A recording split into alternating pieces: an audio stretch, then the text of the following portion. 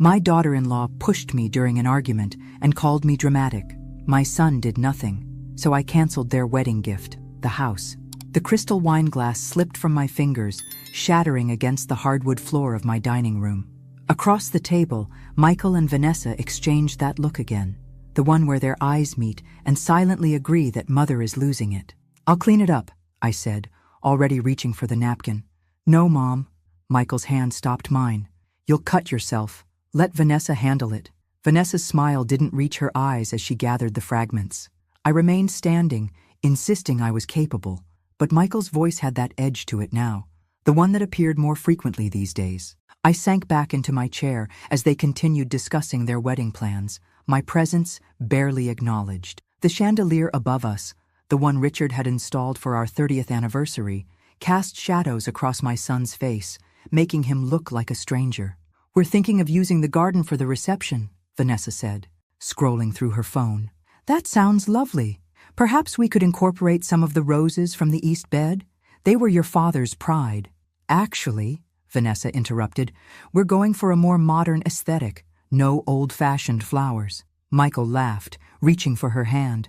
"Vanessa has incredible taste. You should see her Pinterest boards, Mom." When had I become invisible in my own home? The thought struck like a physical blow. Later that evening, after they'd left, I stood in my garden, the one Richard and I had cultivated for 45 years, and wondered if I'd been slowly disappearing for longer than I realized. The phone rang, cutting through my thoughts. "You let them walk all over you again, didn't you?" Judith's voice carried the familiar blend of concern and exasperation. "They're just excited about the wedding," I defended automatically. "And you're making excuses for them." Again, the silence stretched between us. "When are you going to tell them about the house?" My fingers tightened around the phone. "After the ceremony. It should be a surprise." "Ellie," Judith sighed, "you're giving them your home, your entire legacy. Are you absolutely certain?" "He's my son, Judith." The words felt hollow even as I spoke them. "What else would I do with it?" After we hung up, I wandered through the rooms that had witnessed my married life, the study where Richard would read by the window, the kitchen where we'd dance while making Sunday breakfast. Soon, it would all belong to Michael and Vanessa. I paused at the hallway mirror, startled by my reflection. When had my shoulders begun to stoop like that? When had I started making myself smaller, less intrusive? My hands trembled as I straightened my posture, lifting my chin.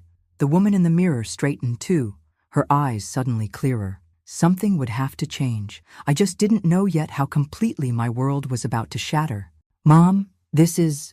Michael's voice cracked as he pulled me into a tight embrace. I don't know what to say. I'd just told him about my wedding gift, the house, worth well over $1 million in our Boston suburb.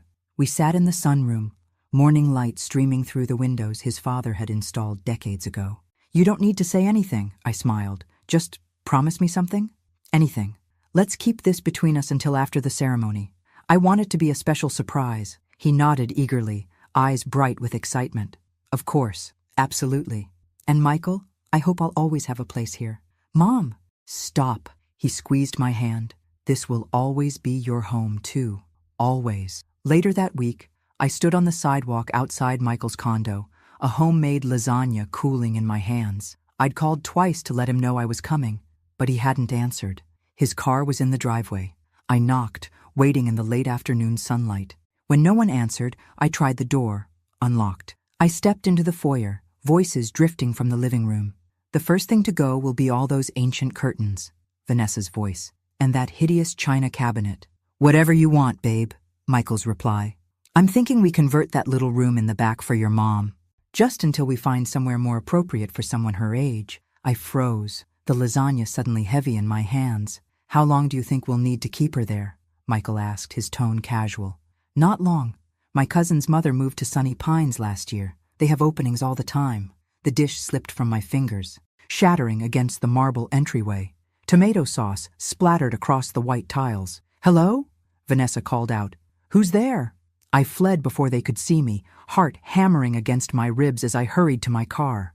My hands shook so badly I could barely insert the key in the ignition. That night, I sat alone in my kitchen, the phone beside me. 3 times I picked it up to call Judith. 3 times I set it down again. "They didn't mean it," I whispered to the empty room, Richard's absence suddenly more acute than it had been in years.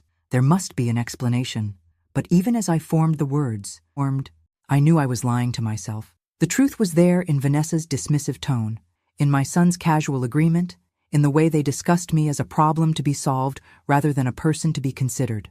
When my phone lit up with Michael's name, I let it ring through to voicemail. The message he left made no mention of my visit, just a question about whether I'd picked up Vanessa's dress alterations as promised. In the darkened window above the sink, my reflection stared back at me, a woman I'd spent years trying not to see, a woman who had made herself convenient, undemanding, invisible. No more, I whispered to her, watching as something shifted in her eyes, something that looked remarkably like resolve. You need to see this.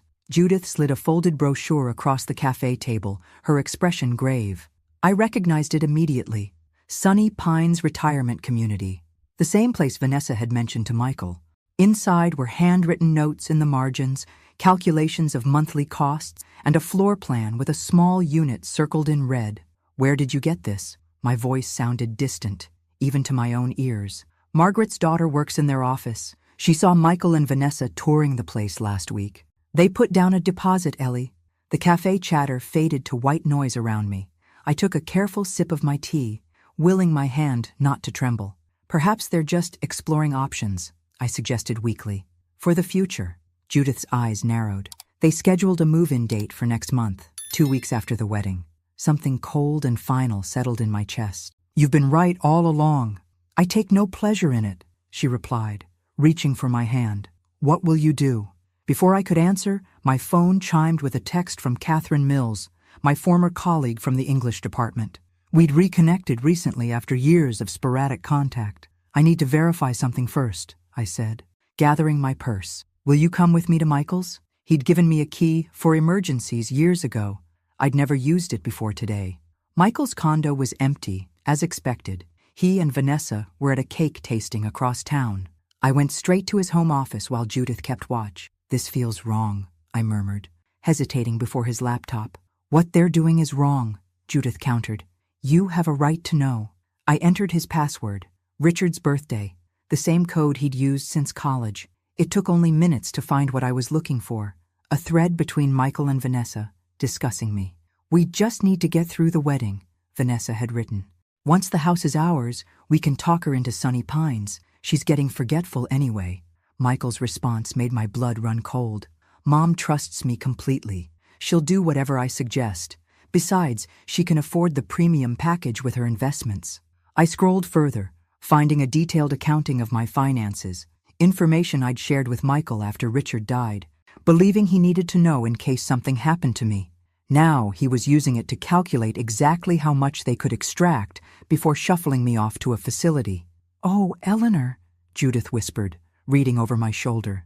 I closed the laptop with shaking hands. Let's go. Outside, spring sunshine mocked the winter that had settled in my heart.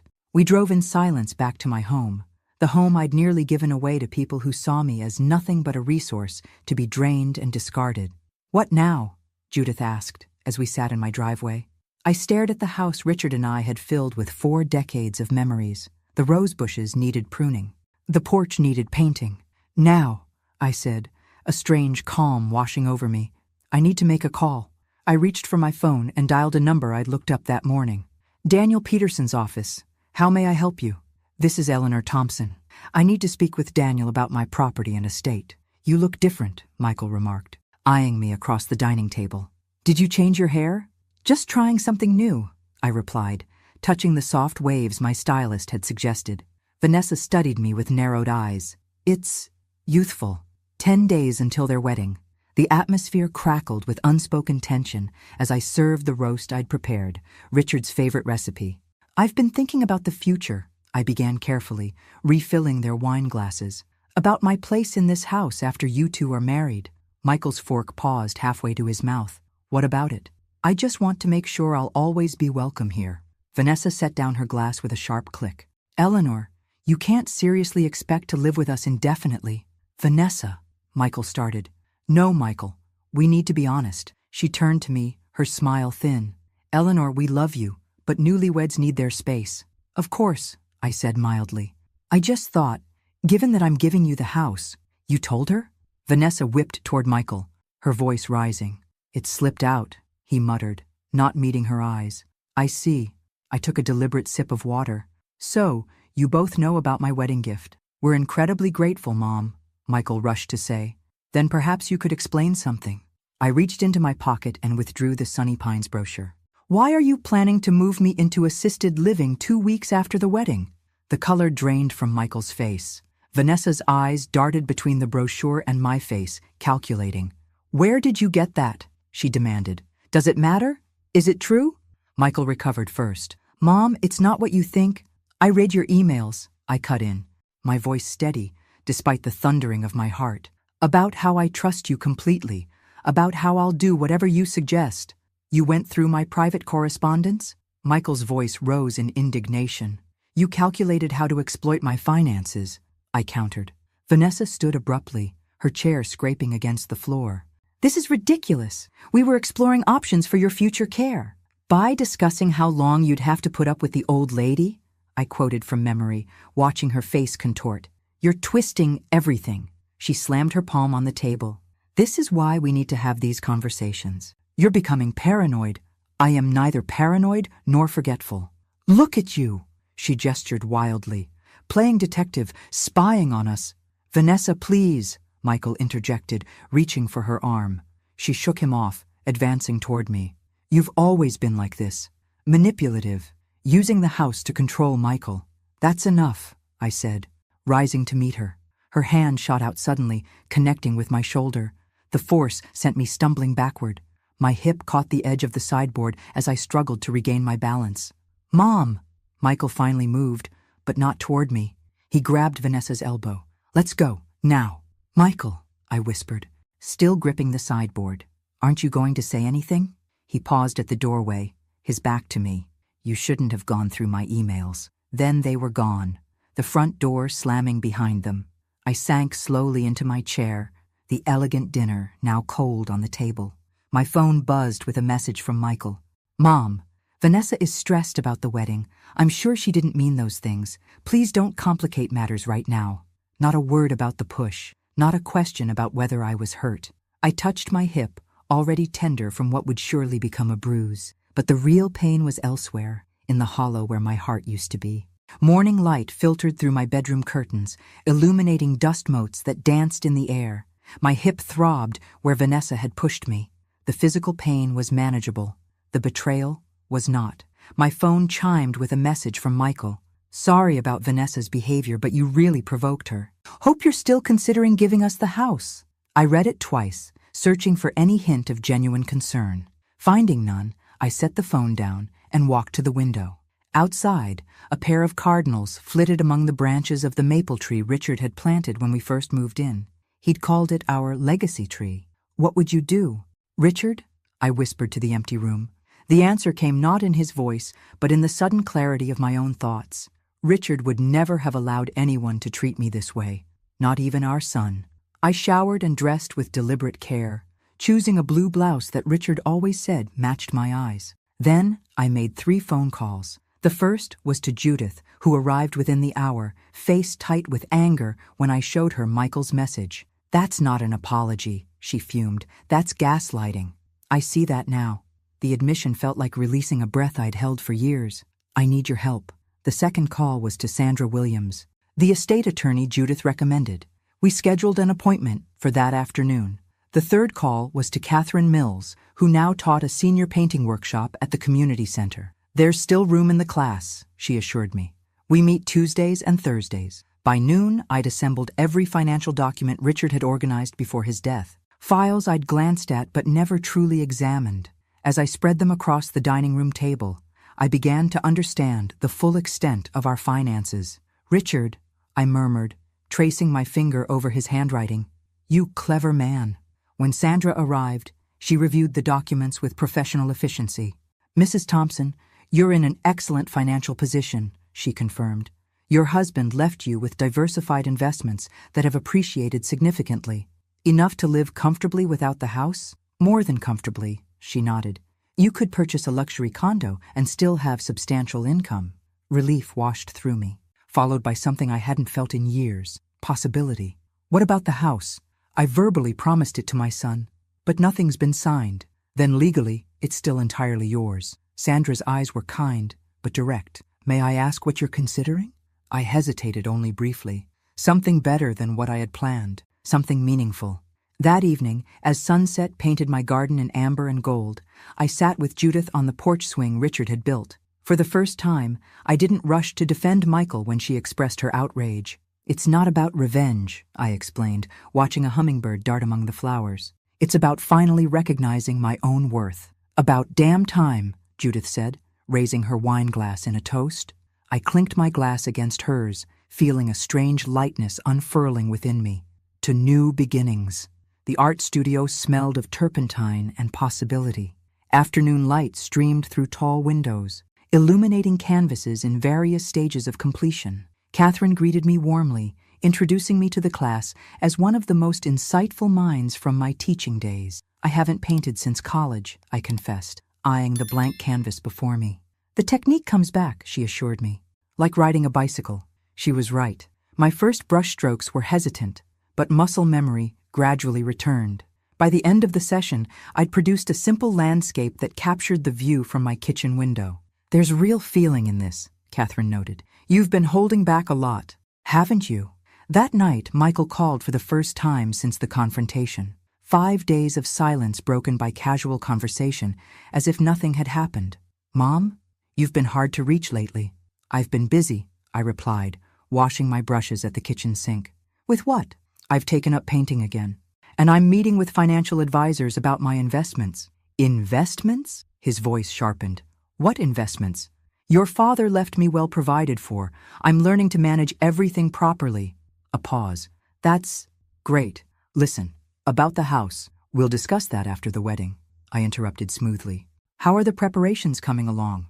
The next week passed in a flurry of activity.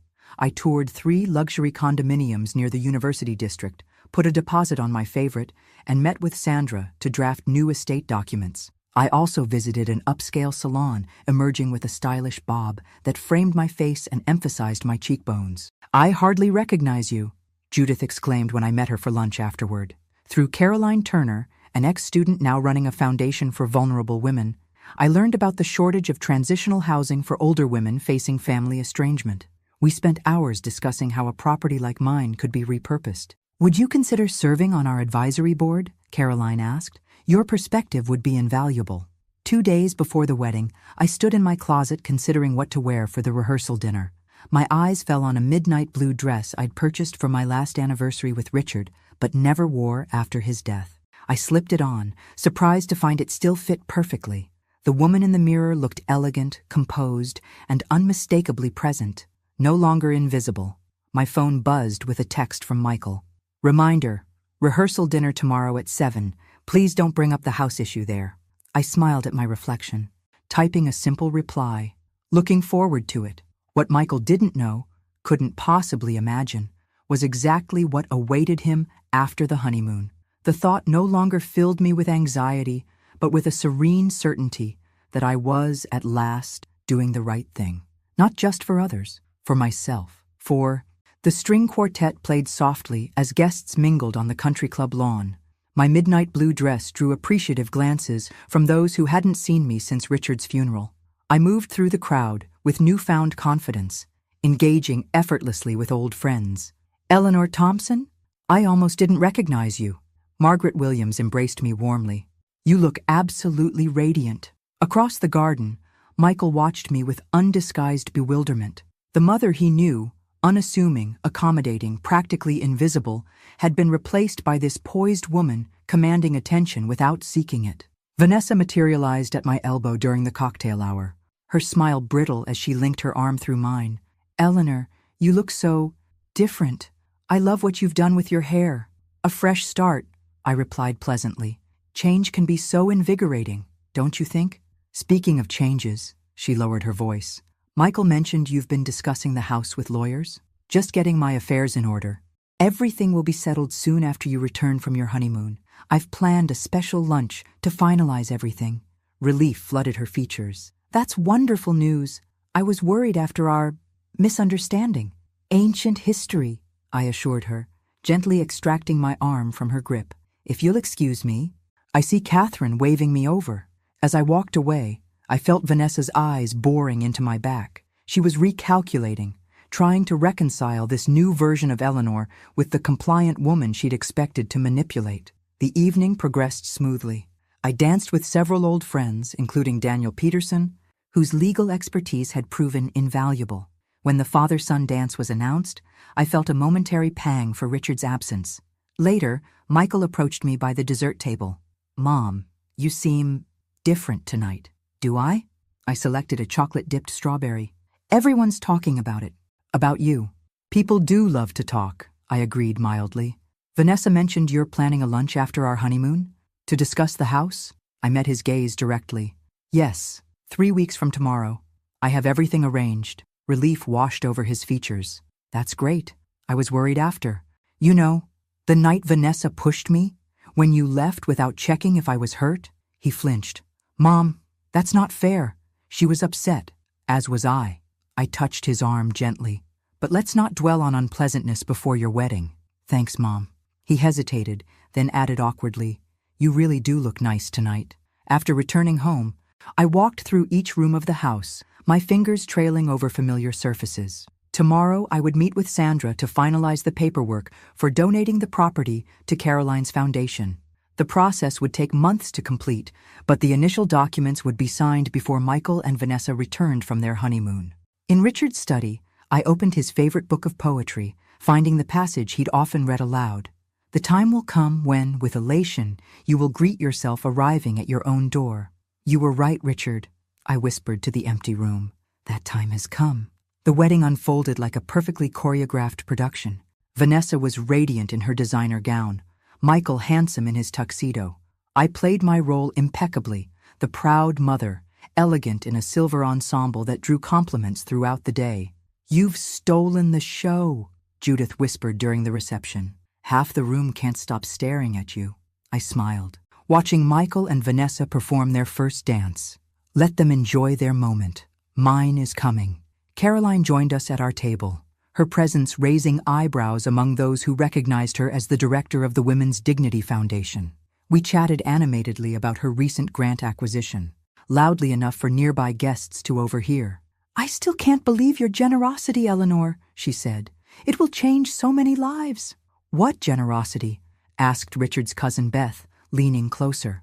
"Just a small donation," I demurred, catching Vanessa's sudden attention from 2 tables away. Within minutes, she materialized beside our table, champagne in hand.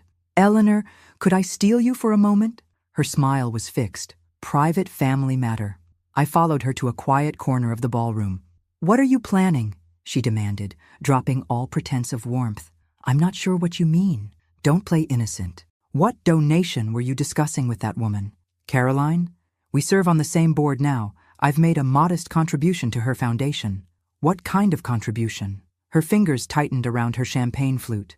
"Nothing that concerns today's celebration," I assured her. "Everything will be clear at our lunch next week." She studied my face, searching for clues. Finding none, she switched tactics. "Eleanor, I know we've had our differences, but I truly want us to be close. Michael loves you so much." "How touching, especially after you discussed shipping me off to Sunny Pines." Color flooded her cheeks.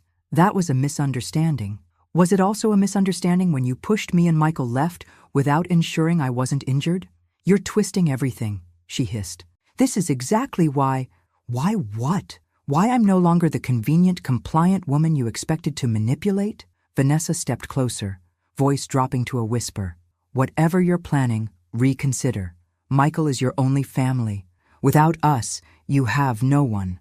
"That's where you're wrong." I gestured toward my friends. "I have people who value me for who I am, not what I own." Her facade cracked completely. "The house is promised to us. You can't—" "I haven't signed anything," I reminded her. "Legally, it's still entirely mine." Michael was making his way toward us, concern etched on his face. "Everything okay?" he asked, glancing between us. "Perfect." Vanessa recovered instantly. "Your mother was just sharing some wisdom about marriage." Later, as I prepared to leave, Michael caught me near the coat check. "Mom, what's going on?" Vanessa mentioned something about the house. "About a donation?" I patted his cheek gently. All will be clear at our lunch. Enjoy your honeymoon, Michael. As I drove home that night, I felt strangely peaceful. The confrontation with Vanessa had confirmed what I already knew. There would be no easy resolution. The path I'd chosen would cost me, perhaps even my relationship with my only child. Yet for the first time in years, I was following my own moral compass rather than bending to others' expectations. The white tablecloth gleamed in the Sunday afternoon light. I'd set my dining room table with Richard's grandmother's china, crystal glasses, and sterling silver flatware. A tableau of family history about to witness its most dramatic moment. The doorbell rang precisely at 1 o'clock. I smoothed my linen dress and went to greet them. Michael, Vanessa, welcome home. I embraced them both, noting the tension beneath Michael's smile and the barely concealed eagerness in Vanessa's eyes as she surveyed the house she believed would soon be hers. "The place looks amazing, Mom," Michael commented, following me to the dining room. "You've redecorated?" "Just refreshed a few things," I replied, gesturing for them to sit. "How was Bermuda?" Small talk carried us through the appetizer. My homemade crab cakes, always Michael's favorite. Throughout, Vanessa's eyes kept darting to my handbag on the sideboard, clearly expecting it to contain the house deed. "This is delicious, Mom," Michael said, finishing his crab cake. "So, you mentioned having something to discuss?" "Yes." I took a deliberate sip of water. "I've made some significant decisions about my future. And this house." Vanessa leaned forward slightly, her fork forgotten. "As you know, this property holds tremendous sentimental value for me. Every corner holds memories of your father, of our life together." "Of course," Michael nodded. "That's why we'll preserve—" "Please, let me finish." I held up my hand gently. "After careful consideration, I've decided the house should continue to serve a meaningful purpose." I reached for a folder beside my plate and slid out several documents, laying them on the table. 2 weeks ago, I signed the preliminary paperwork to donate this property to the Women's Dignity Foundation. Silence. Complete thunderstruck silence. Vanessa recovered first. "What?" The word emerged as a strangled whisper. "The foundation will convert the house into a transitional living center for women over 60 facing family estrangement. It will be named the Richard Thompson Memorial Home." Michael's face had drained of color. "Mom, this is a joke, right?" "No, Michael. It's a legally binding arrangement." I pushed the documents toward them. "The final transfer will be completed in approximately 6 months. Vanessa exploded from her chair. "You manipulative old witch! You promised us this house." "I reconsidered after discovering your plans to ship me to Sunny Pines." "That's not—" Michael began weakly. "Don't lie to me," I cut him off. "I saw the brochures. I read your emails." Vanessa's face contorted with rage. "You're doing this out of spite." "No, Vanessa. I'm doing this because it's the right thing. This house deserves to shelter people who truly need it." "What about us?" Michael's voice cracked. "We were counting on this." "That was premature," I observed, "especially since nothing was ever finalized." "We'll contest this," Vanessa spat. "You're clearly not mentally competent." I slid another document across the table. "My complete psychological evaluation, conducted last month. I'm perfectly sound of mind." Michael stared at me, as if seeing a stranger. "Where will you live?" "I've purchased a condominium near the university. I move in next week." "With what money?" Vanessa demanded. "Your father left me very well provided for," I told Michael. "Something you might have discovered had you ever asked about my welfare rather than my assets." Vanessa grabbed her purse, face flushed with fury. "I won't sit here and be insulted." "Vanessa, wait," Michael called after her as she stormed toward the front door. "Are you coming or not?" she demanded. He hesitated, looking between us, clearly torn. "Go," I said softly. "She's your wife now, your priority." That evening, my phone rang repeatedly with calls from Michael, which I let go to voicemail. His messages evolved from angry accusations to desperate pleas. Around midnight, the final one came through. "Mom, please. We're in serious financial trouble. We need to talk." I set the phone aside and gazed out at the moonlit garden. The pain of his betrayal remained sharp, but it no longer defined me. The next 3 months unfolded like a complex chess match. As expected, Michael and Vanessa launched a campaign to reverse my decision, beginning with thinly veiled threats of legal action. "They don't have grounds," Sandra assured me during our weekly meeting. "The psychological evaluations and documented evidence have effectively closed those avenues." When legal intimidation failed, Vanessa shifted to more insidious tactics. Rumors began circulating about my failing mental health. She even approached Richard's brother, attempting to convince him to intervene. What Vanessa hadn't anticipated was the network I'd built. Former colleagues, students, and friends rallied around me, countering her narrative with their own observations of Michael and Vanessa's treatment of me over the years. Meanwhile, I continued my painting classes with Catherine and joined the advisory board of Caroline's Foundation, where my academic background proved valuable in grant writing. My new condominium became a haven, smaller than my old home, but filled with possessions that truly mattered to me. The floor-to-ceiling windows overlooked a small park where I could watch the seasons change. 6 months after the confrontation at the luncheon, my doorbell rang on a crisp autumn afternoon. Michael stood alone in the hallway, looking thinner than I remembered, dark circles beneath his eyes. "May I come in?" he asked, his voice lacking its usual confidence. I stepped aside, leading him to my living room where my latest paintings hung on the walls. "You did these?" he asked, genuinely surprised. "I did." He sat heavily on the sofa, hands clasped between his knees. "Vanessa's moved back to Chicago. We're separating." I absorbed this news silently. "The financial pressure was too much," he continued. "We'd leveraged everything on getting your house. When that fell through," he trailed off, shaking his head. "It all unraveled." "I'm sorry for your pain," I said, and meant it. "Are you?" He looked up, eyes red-rimmed. "After what we planned to do to you? Your actions hurt me deeply, Michael. But I never wanted to see you suffer." He nodded slowly. "I've started therapy, trying to understand why I was willing to betray my own mother." A bitter laugh escaped him. "Turns out I have some serious issues to work through." "We all do," I replied gently. "The house," he began hesitantly. "Is it really becoming a shelter?"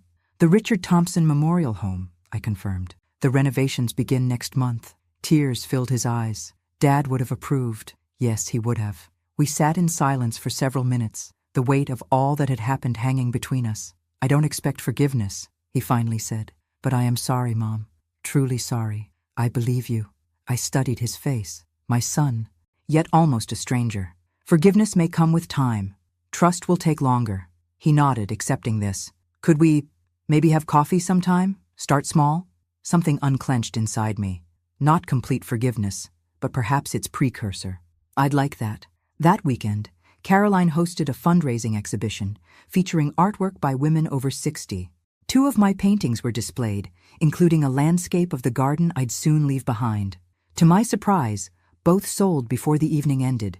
As autumn deepened toward winter, I began visiting the house regularly to oversee renovation plans. Each time, I left feeling more certain of my decision. The rooms that had witnessed my invisibility would soon shelter women reclaiming their own power.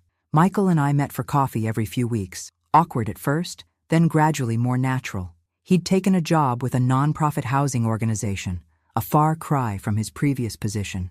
"It pays less," he admitted, "but I sleep better." Transformation, I was learning, came in many forms, sometimes through dramatic confrontation, sometimes through quiet daily choices. One year after I'd first revealed my plans for the house at that fateful lunch, I stood on the front porch of what had once been my home, watching as Caroline cut the ceremonial ribbon stretched across the entrance. Applause erupted from the gathered crowd, foundation supporters, community members, and the first residents who would move in the following week. "I declare the Richard Thompson Memorial Home officially open," Caroline announced, her voice carrying across the garden where chairs had been arranged for the dedication ceremony. Judith squeezed my hand as photographers captured the moment. The renovations had transformed the interior while preserving the home's character. What had once been the formal dining room was now a communal kitchen. The master bedroom had become a counseling office. The library remained largely unchanged, its shelves now stocked with resources on financial literacy and legal rights. Most meaningful to me was the sunroom, now an art studio where I would teach weekly painting classes to residents. My life had come full circle in the most unexpected way. As guests toured the facility, I noticed a familiar figure hanging back at the edge of the gathering. Michael, looking uncertain but determined, held a small wrapped package. "I wasn't sure if I should come," he said when I approached. "I'm glad you did." And I was, I realized with mild surprise. Our relationship had slowly mended over the past year, not to what it had been, but to something perhaps healthier. His therapy had revealed patterns stemming from his childhood, and my own work with a counselor had helped me understand my role in enabling his sense of entitlement. "I brought something for the house," he said, offering the package. Inside was a framed photograph of Richard in his garden, smiling as he tended his beloved roses. "For the entryway," Michael explained, "so everyone who comes here knows whose spirit guides this place." Tears pricked my eyes. "It's perfect." Later, as the celebration continued, I found myself standing in what had once been my bedroom, now a cozy sitting area for residents. Through the window, I could see the garden where Richard's roses still bloomed, now tended by a local horticultural therapy program. "Quite a transformation," a voice said behind me. I turned to find Judith, 2 champagne flutes in hand. "The house or me?" I asked, accepting a glass. "Both." She clinked her glass against mine. "Though I always knew you had this in you." "Did you?" "Because I certainly didn't. That's what happens when you spend decades making yourself smaller for other people's comfort. You forget how big you really are." Michael approached, hesitantly joining our conversation. He had been volunteering at the center once a week, helping residents with financial literacy, his way of making amends, not just to me, but to all women who had been devalued. As evening approached and guests began to depart, Carolyn gathered everyone for a final toast. "To Eleanor Thompson," she said, raising her glass, "who taught us all that it's never too late to reclaim your power, your purpose, and your voice." Faces turned toward me, friends old and new, women who would soon call this place home, even Michael, standing respectfully at the back of the room. "And to Richard," I added, raising my own glass, "who always saw me clearly even when I couldn't see myself." Later that night, in the quiet of my condominium, I stood before my newest painting, a self-portrait unlike any I'd done before. In it, I wasn't looking at the viewer, but gazing toward a distant horizon, my expression one of peaceful anticipation. At 77, I had finally discovered that life's most profound transformations often come when we least expect them, not in our youth, but in moments when we're finally brave enough to see ourselves clearly and stand firmly in our truth. The betrayal that had nearly broken me had instead become the catalyst for my rebirth. Thanks for listening. Don't forget to subscribe and feel free to share your story in the comments. Your voice matters.